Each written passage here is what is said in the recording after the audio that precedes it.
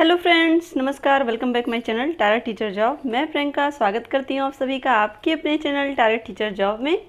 तो दोस्तों, आज हम बीएड द्वितीय वर्ष इतिहास शिक्षण के विषय में पढ़ेंगे और ये है आपका लेक्चर नंबर 19।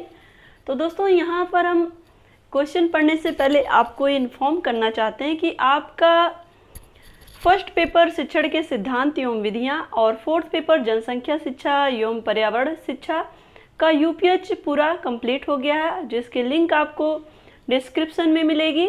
और साथ ही टेलीग्राम चैनल पर बीएड क्लासेस के नाम से भी ये सारे लिंक वहाँ पर अवेलेबल हैं। तो आपको जहाँ भी सुविधा लगे आप वहाँ से स्टडी कर सकते हैं। तो दोस्तों, चलिए देखते हैं हम क्वेश्चन। यहाँ पर आपका क्वेश्चन है,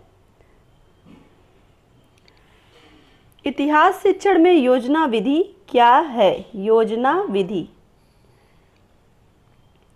तो और इतिहास शिक्षण में इसकी उपयोगिता और महत्व पर प्रकाश डालना है। यह आपकी डीडी यूनिवर्सिटी 2019 में पूछा हुआ क्वेश्चन है। और इसी तरह का आपका एक क्वेश्चन और है यहाँ पे, इतिहास शिक्षण की योजना विधि पर निबंध लिखिए। तो दोस्तों, यहाँ पर सबसे मेन क्या है? योजना विधि।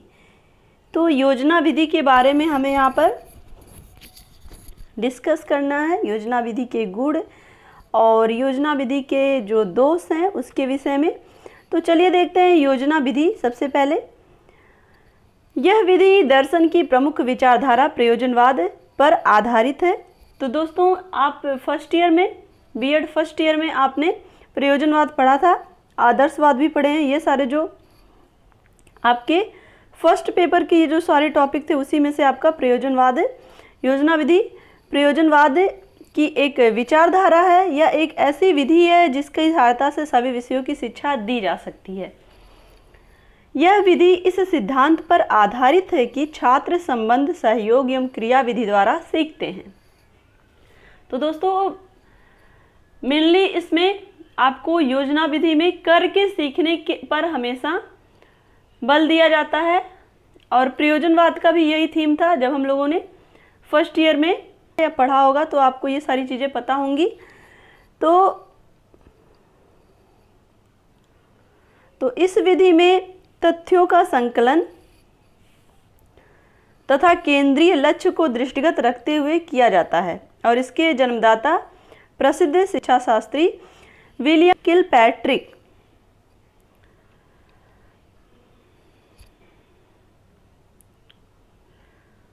तो दोस्तों, जिसको हम कहते हैं ना प्रोजेक्ट मेथड या योजना विधि, तो प्रोजेक्ट विधि के जो जन्मदाता हैं वो किलपैट्रिक हैं। तो दोस्तों, ये सारी चीज़ें ऐसा नहीं है कि आपके आज ही आप पढ़ते हो फिर काम आएंगे, ऐसा नहीं है।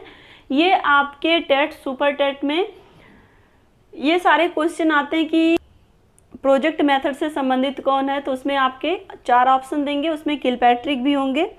तो एक तरह से आपको ये सारी चीज़ें आपको आपके एग्ज़ाम के पर्पस से तो पढ़नी है, साथ में जो आपके कॉम्पिटिटिव एग्ज़ाम होंगे जो आपको टीचर बनाने के लिए आगे बढ़ाएंगे, प्रमोट करेंगे ये सारे एग्ज़ाम। तो ये सारे एग्ज़ाम के लिए भी आपको अभी से प्रिपेयर रहना है। क्योंकि आप बीएड फाइनल ईयर में हो, तो फाइनल ईयर के बाद आपको टेट सुपर टेट ये सारी चीज़ें फेस करनी है। तो क्यों ना अभी से आप ये सारी चीज़ें दोहराते चलो, याद करते चलो। तो इसके जन्मदाता प्रसिद्ध शिक्षा शास्त्री विलियम किलपैट्रिक हैं। इन्होंने इस विधि द्वारा शिक्षा के सभी अंगों को एक सूत्र में बांधकर शिक्षण को जीवनोपयोगी एवं रुचिपूर्ण बनाने का प्रयत्न किया। तो दोस्तों, यहाँ पर योजना विधि के माध्यम से जो भी शिक्षा के अंग हैं उसको एक सूत्र में बांधने का इन्होंने कार्य किया कि किस तरह से अलग अलग चीज़ों को, शिक्षा की जो भी उपयोगिता है उसको एक ढांचे में ला करके उसको जीवनोपयोगी बनाना। एक तरह से शिक्षा के जो भी सकारात्मक पहलू हैं उसको हम अपने जीवन में कैसे उतार सकते हैं, किस तरह से योजना विधि के माध्यम से हम अपने जो भी समस्याएं हैं, जो भी हमारे चाहे जीवन से रिलेटेड रुकावटें हों या फिर जो भी हम शिक्षा ग्रहण कर रहे हैं उससे संबंधित रुकावटें हैं, तो एक तरह से हम क्रमबद्ध तरीके से उसको कैसे पार पा सकते हैं, एक तरह से कैसे हम उससे निपट सकते हैं। तो यहाँ पर हम बात करें किलपैट्रिक के अनुसार योजना या प्रोजेक्ट वह स्वोद्देश्यपूर्ण कार्य है जो पूर्णतः मन लगाकर करने के साथ सामाजिक वातावरण में पूर्ण किया जाता है। तो दोस्तों यहाँ पर हम पढ़ रहे हैं किलपैट्रिक के अनुसार इनके अकॉर्डिंग क्या कहा गया कि जो योजना है, योजना को प्रोजेक्ट मेथड भी कहते हैं, प्रोजेक्ट मेथड। तो दोस्तों एक तरह से इन्होंने कहा कि योजना या प्रोजेक्ट एक स्वोद्देश्यपूर्ण कार्य है, एक तरह का कार्य होता है जो पूर्णतः मन लगाकर लगन के साथ सामाजिक वातावरण में पूर्ण किया जाता है। तो दोस्तों सामाजिक वातावरण से तात्पर्य जिस वातावरण में हम रह रहे हैं जो हमारे लिए अनुकूल है, ऐसे अनुकूल वातावरण में रहकर ऐसे कार्यों को पूर्ण करना जो हमारे लिए बहुत ही ज़्यादा महत्वपूर्ण है। अगर हम बात करें एक विद्यार्थी के लिए तो वो शिक्षा महत्वपूर्ण है, अगर हम बात करें एक नागरिक के लिए तो उसके दायित्वों की तो फिर बहुत ज़्यादा उसके दायित्व हैं, उसके दायित्व की कमी नहीं है। तो एक तरह से उसके जीवन के उद्देश्य को पूर्ण करने के लिए, स्वोद्देश्य पूर्ण करने के लिए पूर्णतः मन लगाकर योजना विधि के माध्यम से जो भी उद्देश्य हैं जीवन के वो पूर्ण किए जाते हैं। इनके कहने का तात्पर्य यही है कि किसी भी कार्य को मन लगाकर करने के लिए जो पैटर्न या जो चॉइस हम रखते हैं वो एक तरह की योजना होती है जिसमें क्रमबद्ध तरीके होते हैं कि किसी भी कार्य को आप किस तरह से करते हो एक प्रोजेक्ट के माध्यम से। तो यहाँ पर उस उद्देश्य को पूर्ण करने के लिए योजना विधि का प्रयोग किया जाता है। प्रोफेसर स्टीवेंसन के अनुसार प्रोजेक्ट या योजना एक समस्या मूलक कार्य है जिसे स्वाभाविक परिस्थितियों में पूर्ण किया जाता है। तो इन्होंने क्या कहा कि जो योजना या प्रोजेक्ट होता है वो एक समस्या मूलक कार्य है। दोस्तों जब हमारे पास कोई समस्या होगी तो उस समस्या के समाधान के लिए जो भी क्रमबद्ध तरीका हम अपनाते हैं समस्या के जड़ तक पहुंचने के लिए या फिर उसको समाप्त करने के लिए, उसके परिणाम को जानने के लिए, उस परिणाम को करने के लिए जो भी मेथड हम अपनाते हैं वो होता है योजना, वो होता है प्रोजेक्ट। तो उस प्रोजेक्ट को तक पहुंचने के लिए हमें अपने स्वाभाविक व्यवहार को अपनाते हुए हमारा जो अनुकूल वातावरण है उसी में हमें उस समस्या का समाधान ढूंढना होता है। तो दोस्तों यहाँ पर स्टीवेंसन के अनुसार क्या है, जो प्रोजेक्ट या योजना एक समस्या मूलक कार्य है जिसे स्वाभाविक परिस्थितियों में पूर्ण किया जाता है। जो भी परिस्थितियां हैं उसी परिस्थितियों में रहते हुए जो भी समस्याएं हैं उस समस्या का समाधान करना ही प्रोजेक्ट विधि के द्वारा संभव हो पाता है। क्लियर।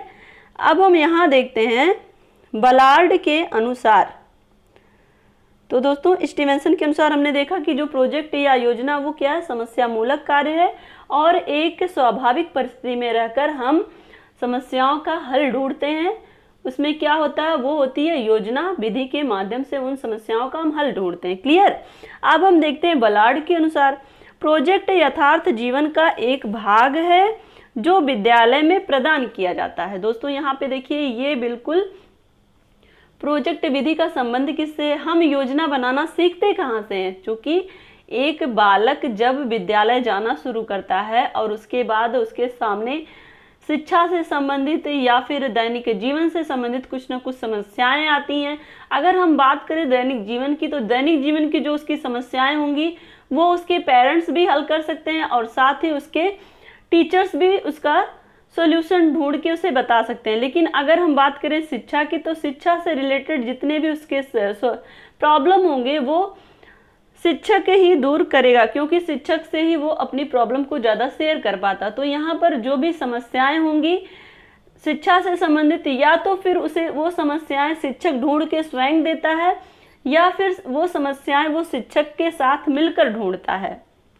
तो दोस्तों जो शिक्षक होता है, शिक्षक को अपने छात्रों के विषय में पता होता है कि उस छात्र की योग्यता क्या है, उस छात्र के स्तर क्या है, उस छात्र की आयु क्या है, उस छात्र की बौद्धिक क्षमता क्या है। तो एक तरह से वो समस्याओं को ढूंढकर छात्रों को प्रोवाइड करता है कि आप इस समस्या पर प्रोजेक्ट कार्य करके हमें बताओगे।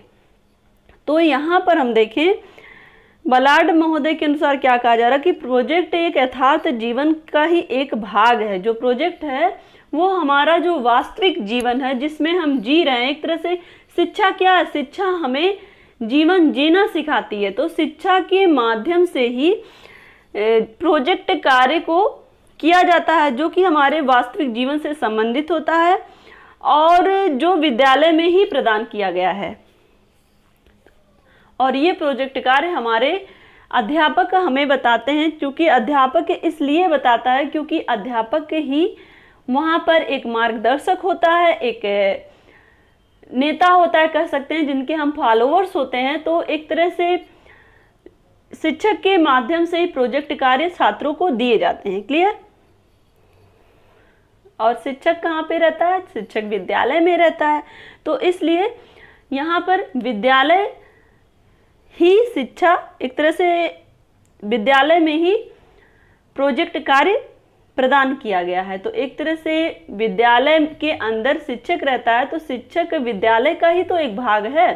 तो इस तरह से जो प्रोजेक्ट कार्य है वो विद्यालय के माध्यम से प्रोवाइड कराए जाते हैं।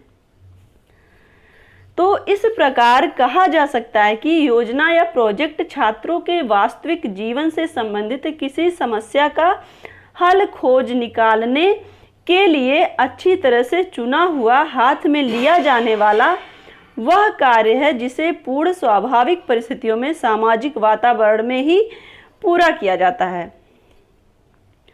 तो दोस्तों यहाँ पर देखिए कितने सटीक शब्दों में कहा गया है कि योजना या प्रोजेक्ट एक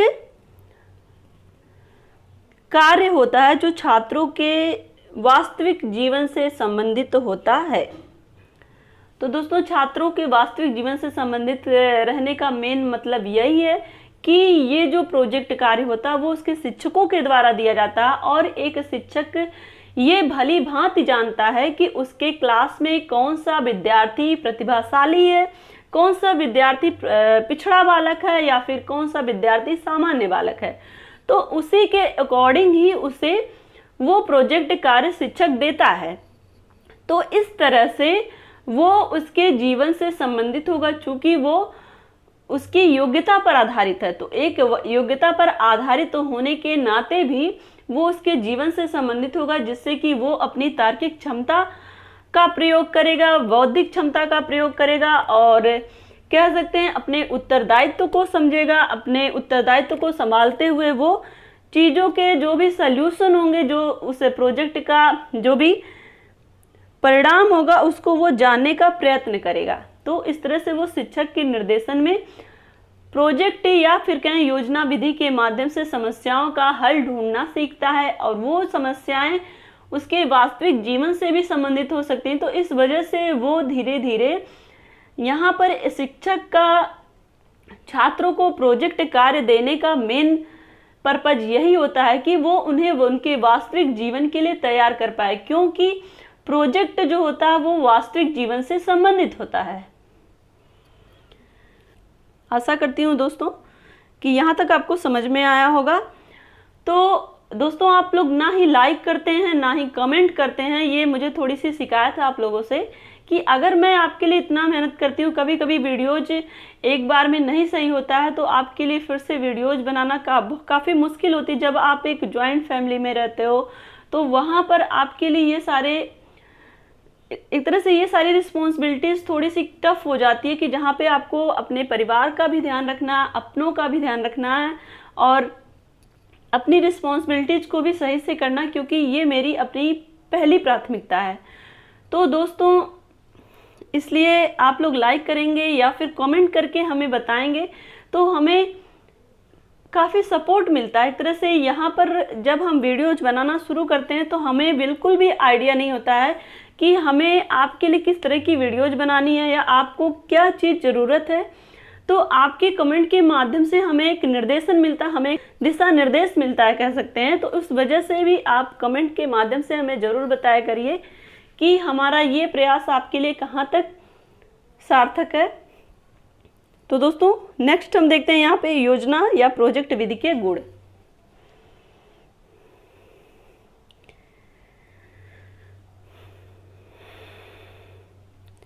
यहाँ पर हम देखते हैं योजना या प्रोजेक्ट विधि के निम्नलिखित गुण हैं। इसमें नंबर 1 आप देखते हैं यहाँ पर मनोवैज्ञानिक विधि।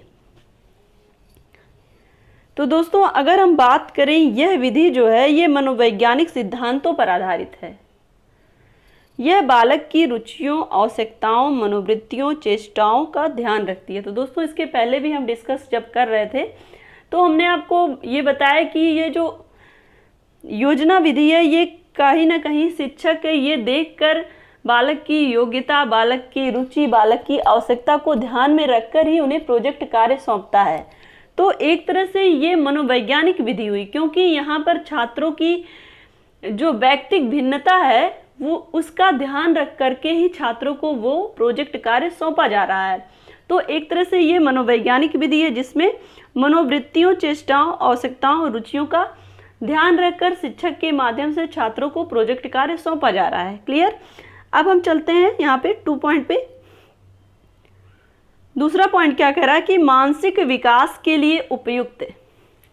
इसमें छात्र समस्या समाधान हेतु स्वयं चिंतन करते हैं और विभिन्न पक्षों के मध्य कार्य कारण संबंध स्थापित करने का प्रयास करते हैं। तो मानसिक विकास के लिए ये उपयुक्त मानी जाती है दोस्तों, क्योंकि यहाँ पर जब भी एक शिक्षक ये कार्य सौंपता है, प्रोजेक्ट का कार्य अपने छात्रों को, तो वहाँ पर उसे ये भली भांति पता होता है कि उसका जो छात्र है उसे कितना, उसके अंदर उसकी बौद्धिक क्षमता क्या है, उसकी योग्यता क्या है, उसी के आधार पर उसे प्रोजेक्ट कार्य दिया जाता है। तो कहीं ना कहीं इस प्रोजेक्ट कार्य की मदद से या इस प्रोजेक्ट कार्य को करने से छात्रों का मानसिक विकास होगा और साथ ही साथ उनकी बौद्धिक क्षमता भी डेवलप होगी, उनकी तर्क शक्ति का भी विकास होगा और एक तरह से उनके अंदर उत्तरदायित्व की भी भावना आएगी, उनके अंदर सहनशीलता आएगी, पेशेंस। क्योंकि यहाँ पर दोस्तों जब भी कोई प्रोजेक्ट कार्य हम करते हैं तो प्रोजेक्ट कार्य में क्या होता है, पेशेंस रखना पड़ता है, हर चीज़ों को भली भांति समझना पड़ता, फिर कहीं जाके हम निष्कर्ष पर पहुँचते हैं। तो एक तरह से छात्र के अंदर उत्तरदायित्व भी आ रहा, पेशेंस भी आ रहा, विचार शक्ति भी बढ़ रही है और चिंतन मनन जिसको हम कहें, और साथ ही तर्क शक्ति का विकास हो रहा, बौद्धिक क्षमता का विकास हो रहा, आलोचनात्मक रूप से वो निर्णय भी ले रहे हैं और चीज़ों के बारे में सोच और समझ भी रहे हैं। तो ये सारी चीज़ें उसके अंदर विकसित हो रही हैं। तो फलस्वरूप उनके मानसिक रूप में विकसित होने की संभावना बढ़ी है। तो दोस्तों यहाँ पर दूसरा पॉइंट था कि मानसिक विकास के लिए उपयुक्त इसलिए होती है क्योंकि यहाँ पर बालक अपनी चेष्टाओं के माध्यम से, बालक अपने उत्तेजनाओं के माध्यम से कह सकते हैं, उसके अंदर एक उत्सुकता होती है कि किस तरह से हम अपने निष्कर्ष पर पहुंचेंगे, किस तरह से हम अपने समस्या का समाधान करेंगे शिक्षक के निर्देशन में। तो एक तरह से उसके अंदर मानसिक रूप से विकास होता है। यहाँ पर नंबर 3 पर हम देखें आत्मविश्वास। दोस्तों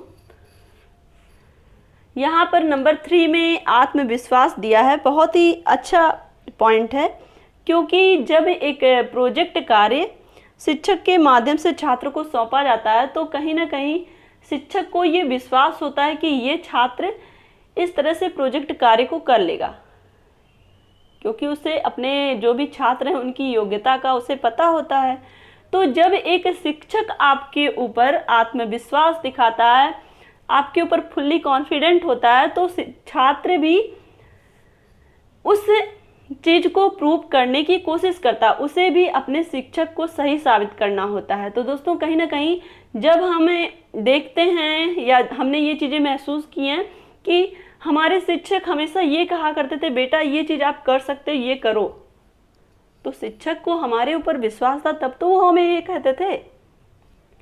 तो दोस्तों जो शिक्षक होता है ना, वो हमारे लिए एक कहा भी जाता है कि जो शिक्षक होता है वो भगवान से भी ऊंचा उसका दर्जा है, उसका जो प्लेस है वो बहुत ज़्यादा हायर है।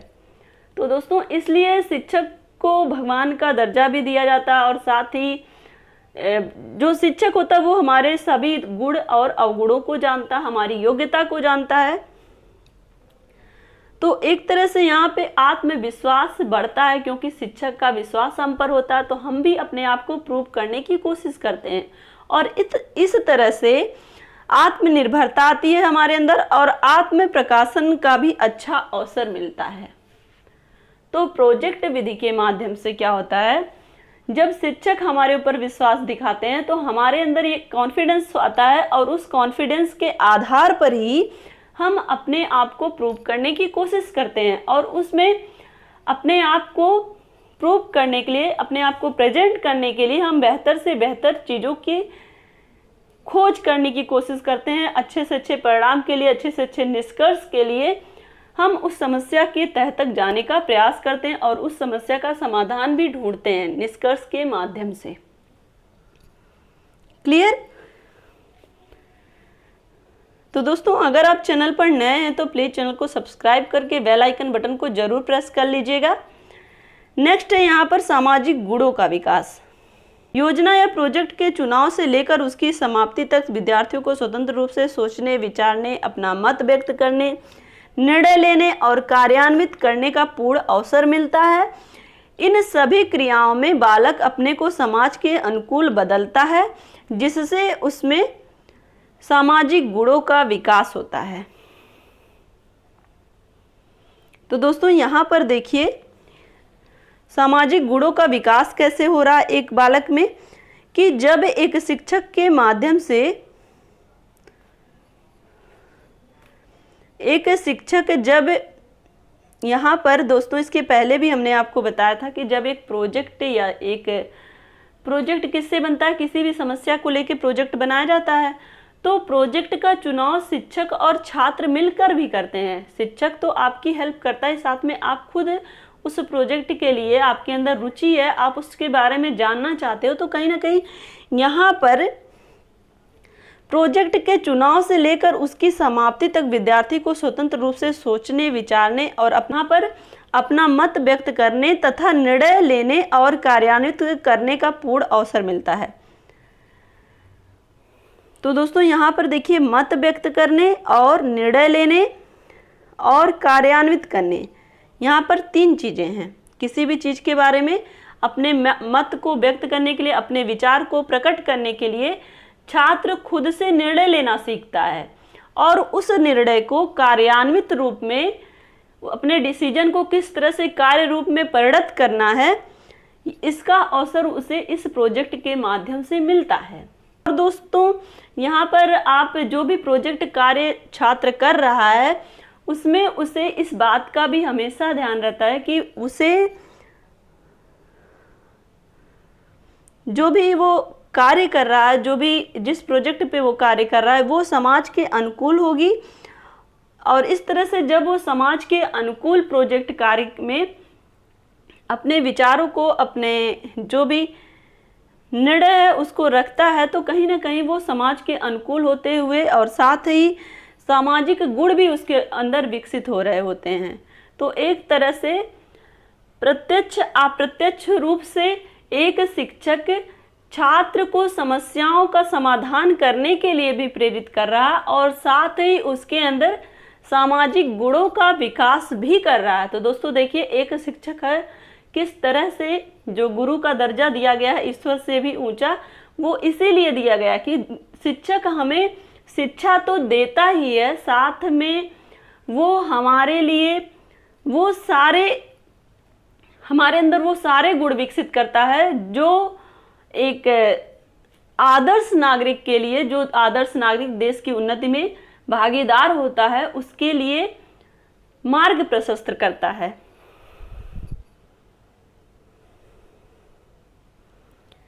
यहाँ पर हम देखें नंबर 5 पॉइंट, अस्थायी एवं अस्पष्ट ज्ञान। इस विधि द्वारा विद्यार्थी सक्रिय होकर पूरी लगन और प्रत्यक्ष अनुभवों एवं क्रियाओं द्वारा ज्ञान प्राप्त करता है।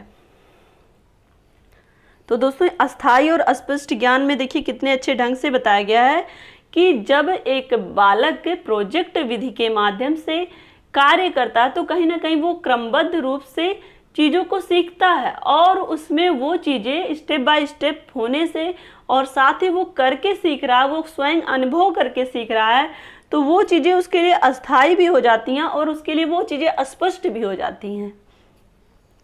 तो फलस्वरूप कोई भी यहाँ पर हम देखें, कोई भी छात्र जो खुद से योजना विधि के माध्यम से कार्य कर रहा है वो एक तरह से उस कार्य के लिए सामाजिक नियम के अनुकूल कार्य करेगा और उस योजना विधि को पूर्ण करने के लिए, और साथ ही जो ज्ञान उसके अंदर डेवलप होगा वो व्यवहारिक होगा और एक तरह से अस्थायी भी होगा और स्पष्ट भी होगा। अब यहाँ पर हम देखते हैं नंबर 6 पॉइंट है विकास के समान अवसर। तो दोस्तों यहाँ पर हम देखें इस विधि में प्रत्येक छात्र को अपनी योग्यता, अपने रुचि के अनुसार कार्य करने का अवसर मिलता है।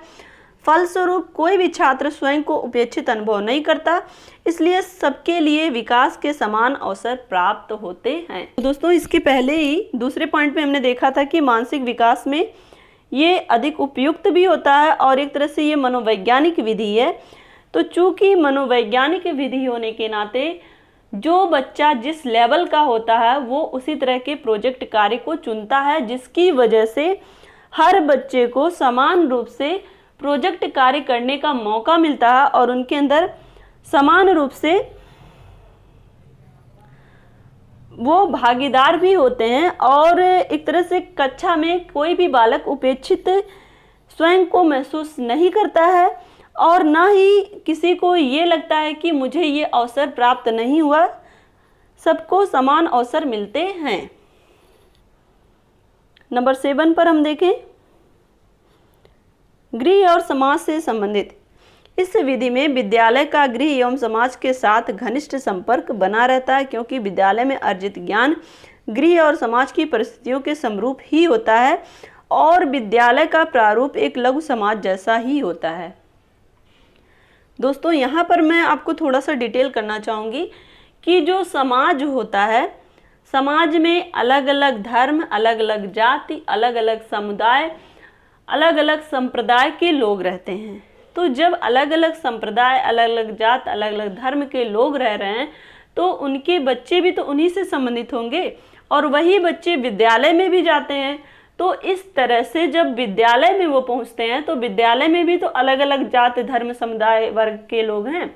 तो लेकिन यहाँ पर क्या होता है, जब वो विद्यालय में पहुंचते हैं तो विद्यालय में उनके साथ ना ही किसी तरह का भेदभाव किया जाता है और ना ही उनसे कभी जाति, समुदाय, लिंग के आधार पर किसी भी तरह की उपेक्षित व्यवहार ही किया जाता। तो एक तरह से यहाँ पर हम देखें विद्यालय भी उसी तरह का समाज बनाता है जिस तरह से समाज में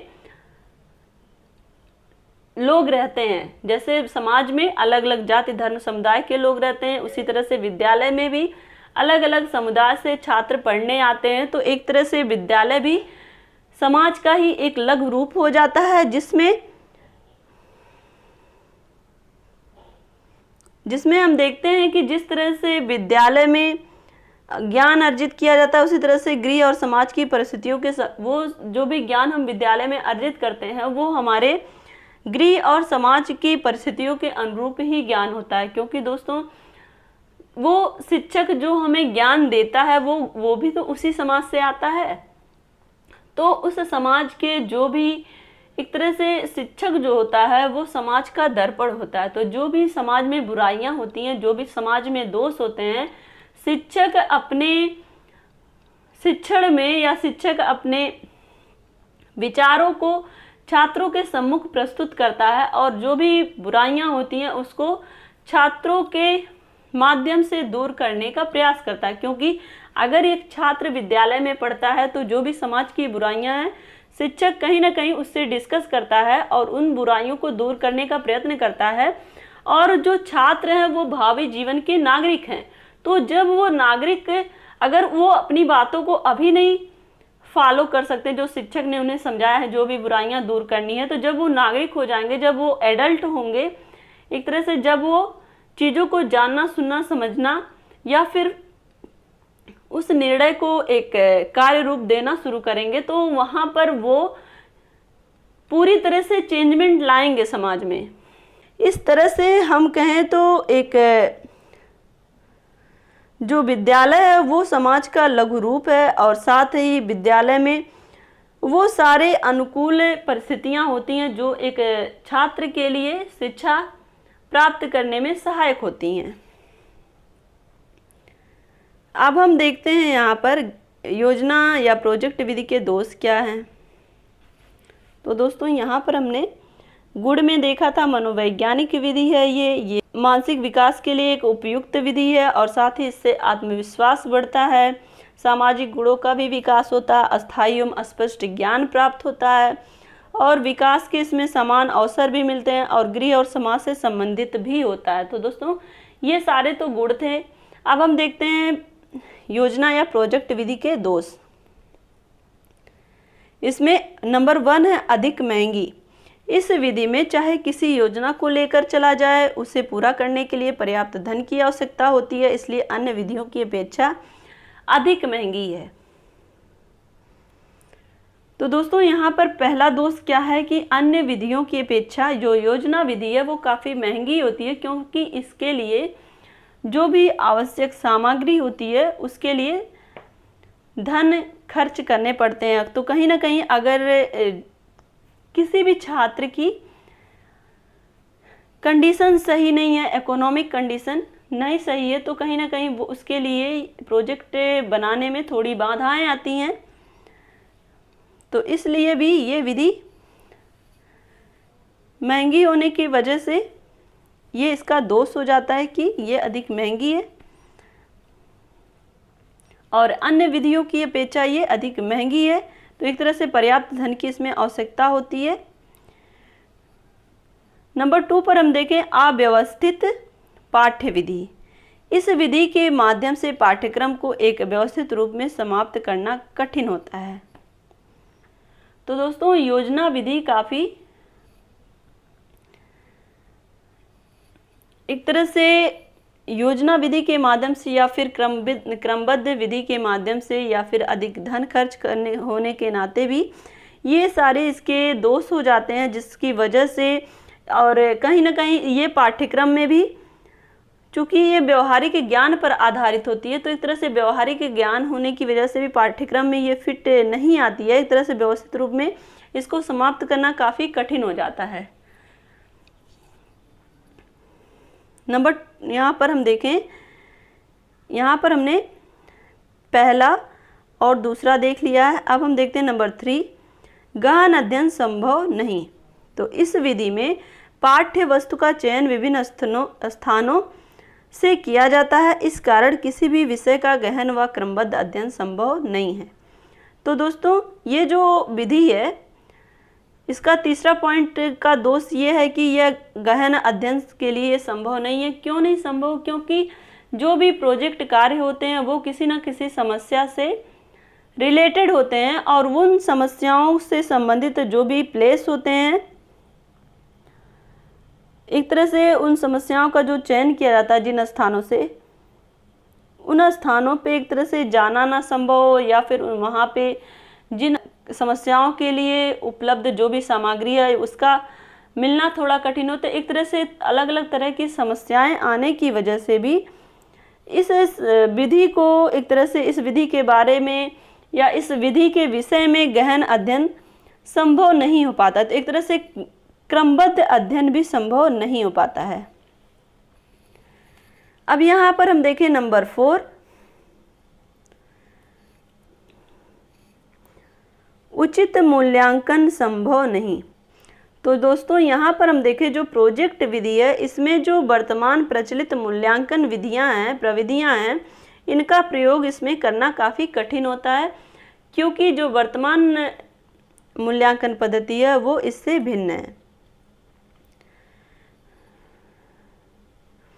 नंबर 5 पर हम देखें, प्रत्येक विद्यालय के लिए उपयुक्त नहीं। तो दोस्तों यहाँ पर बात करें, चूँकि ये थोड़ी महंगी विधि है, तो यहाँ पर हर विद्यालय की जो कंडीशन होती है वो एक जैसी नहीं होती है। कहीं पर प्रोजेक्ट विधि के लिए उपयुक्त टीचर उपलब्ध नहीं होते, तो कहीं पे आवश्यक सामग्री उपलब्ध नहीं हो पाती है। तो एक तरह से कुछ ना कुछ कंडीशंस होती हैं जिसके लिए ये प्रत्येक विद्यालय में उपयुक्त नहीं है। ना तो इसमें कुशल अध्यापक और ना ही साधन उपलब्ध होते हैं। दोस्तों, इन सब के होते हुए योजना विधि एक सोद्देश्य, स्वाभाविक, सार्थक एवं रोचक विधि है और सोद्देश्यों, प्रयोजन, क्रियाशीलता, अनुभव, वास्तविकता, स्वतंत्रता एवं उपयोगिता जैसे सिद्धांतों पर आधारित यह विधि छात्रों को व्यवहारिक जीवन में समायोजन उपयोगिता में सहायक हो सकती है। तो दोस्तों, अगर हम बात करें, इसमें कुछ दोष तो हैं, लेकिन इन दोषों के होते हुए भी अगर हम इसके जो भी गुण हैं उस पर बात करें, तो इस योजना विधि के माध्यम से सामाजिक गुणों का विकास होता है, आत्म प्रकाशन, सेल्फ कॉन्फिडेंस आता है और साथ ही अस्थायी एवं स्पष्ट ज्ञान में वृद्धि होती है और एक तरह से इस विधि में विकास के समान अवसर भी मिल रहे हैं।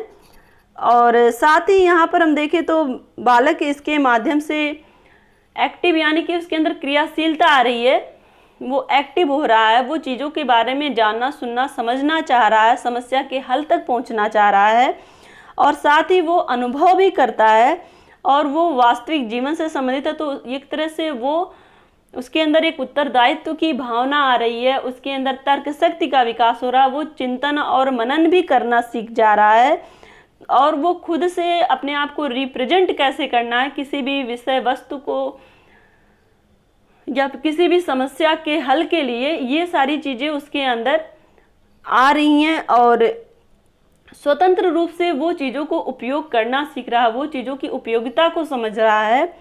तो ये सारे इसके आवश्यक गुण और जो विशेषताएं हैं उसकी वजह से ये विधि काफ़ी व्यवहारिक हो जाती है, जो छात्रों को व्यवहारिक जीवन में समायोजन उपयोगिता में सहायक भी हो सकती है। तो दोस्तों, इस तरह से प्रोजेक्ट मेथड के माध्यम से अगर छात्र शिक्षा ग्रहण करते हैं तो कहीं ना कहीं वो वास्तविक जीवन में जो भी समस्याएं आएंगी उससे वो डटकर मुकाबला कर पाएंगे, क्योंकि ये समस्याएं कहीं ना कहीं वास्तविक जीवन से संबंधित है। तो जब वो थोड़े बड़े होंगे, यानी कि जब वो अपने जीवन में एक नागरिक के उत्तरदायित्व को समझेंगे, तो इन सब समस्याओं को समझने के बाद जब वो उन समस्याओं से, वास्तविक समस्याओं से जब उनका सामना होगा, तो कहीं ना कहीं वो अपने गुरुजनों के दिए गए निर्देशों को याद करेंगे और उसी निर्देशन को फॉलो करके कुछ जो टिप्स होते हैं वो जीवन भर काम आते हैं। जो गुरु के दिए हुए टिप्स होते हैं, ऐसा नहीं है कि वो हमारे शिक्षा के समय ही काम आए, बल्कि वो हमारे जीवन भर काम आते हैं। आप भी आपके जीवन में ऐसे बहुत सारे गुरुजन होंगे या फिर एक ही गुरुजन होंगे जिनकी जब वो क्लास में इस तरह की बातें करते होंगे तो शायद आपको उस समय हमारे अंदर उतनी ज़्यादा मैच्योरिटी नहीं होती है कि हम उनके चीज़ों को इतने ध्यान से सुने या इतने गंभीरता पूर्वक सोचे समझे। लेकिन जब धीरे धीरे धीरे धीरे हमारे अंदर मैच्योरिटी आती है तो हम अपने गुरुओं के कहे हुए उन वाणी को याद करते हैं कि किस तरह हमारे शिक्षक हमें समझाया करते थे, किस तरह से हमारे शिक्षक हमें मोटिवेट किया करते थे। तो दोस्तों, आशा करती हूँ कि ये वीडियो आपको अच्छा लगा होगा। अगर अच्छा लगा होगा तो एक लाइक करिएगा और अपने दोस्तों के साथ शेयर करिएगा। अगर आप चैनल पर नए हैं तो प्लीज़ चैनल को सब्सक्राइब करके बेल आइकन बटन को जरूर प्रेस कर लीजिए। इसी तरह से आप अपनी मेहनत जारी रखिए, अपना ध्यान रखिए, अपनों का ध्यान रखिए, अपने आसपास सफाई रखिए। हमसे जुड़ने के लिए थैंक यू सो मच। जय हिंद।